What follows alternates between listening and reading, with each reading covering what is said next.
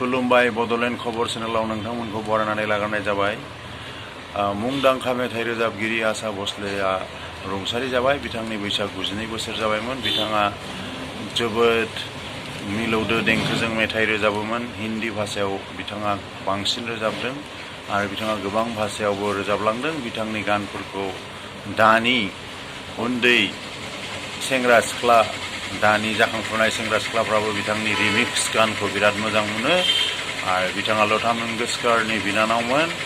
बिथाङा रुंसारि जाबाय दिनै। ब्रिज केन्डी हस्पिटालाव बिथाङा रुंसारि जाबाय। बिथांनि रुंसारि जानाया जोबोद सुफुंखौ हायै खहा। बयबो बिथांखौ दा नायनो थांगासिनो दङ। बिथाङा जोबोद मिलौदो मेथाइ रोजाबलांदोंमोन। बिथांनि मेथाइफोरा दासिमबो बयजोंबो अनसायजायो आरो अनसायजालांबाय थागोन। बिथांनि रुंसारि जानाया जोबोद सुफुंखौ हायै खहा जोंनि बयनिबो थाखाय। बेनिफ्राय एबसुआ देग्लायबो HSLC आनजादाव बर' बिजोंनिफ्राय टप 10 जायगा आरजिनायफोरनो कमल कुमार ब्रह्म बान्था होगोन आरो बिथांमोननि मुंखौ बिथांमोनहा फोसावबाय एबसुनिफ्राय।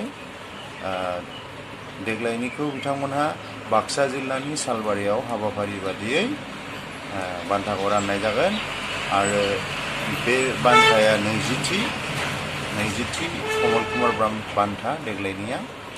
दा बेवहाय सा 14आ जायगा आवग्रिनो हादों। गिबियाव दङ चिरां जिल्लानि सोमसार बसुमतारी 89 जौखोन्दो। नैथि जायगायाव बाक्सानि संगिता बसुमतारी 88.83 जौखोन्दो। थामथि जायगायाव क'क्राझारनि दाउगासार नार्जारी 88.67 जौखोन्दो। ब्रैथि जायगायाव 88.33 जौखोन्दो नाम्बार मोननाय सानै फरायसाफोर फारियै चिरां जिल्लानि दिपारानि बसुमतारी आरो सोरांसा बसुमतारी। थिग बिदिनो बाथि जायगायाव 88.17 जौखोन्दो नाम्बार मोननाय बेवहायबो सानै फरायसाफोरा फारियै उदालगुरिनि सुजमा मुसाहारि आरो बिश्वनाथनि उत्पल बसुमतारी। द'थि जायगायाव क'क्राझारनि केनि ब्रह्म 88 जौखोन्दो। स्निथि जायगायाव 87.83 जौखोन्दो नाम्बार मोननाय सानै फरायसाफोर बाहायबो फारियै उदालगुरिनि दिब्बानिता बसुमतारी आरो चिरां जिल्लानि स्वर्णलता नार्जारी। दाइनथि जायगायाव बाक्सा जिल्लानि अमिषा बसुमतारी 87.67 जौखोन्दो मोनदों बिथाङा।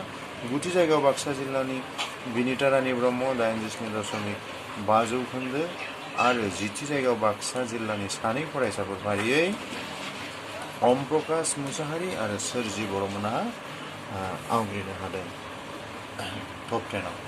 दा मिडियामा जेबो जेंना नङा होननाया बेनो फोरमान।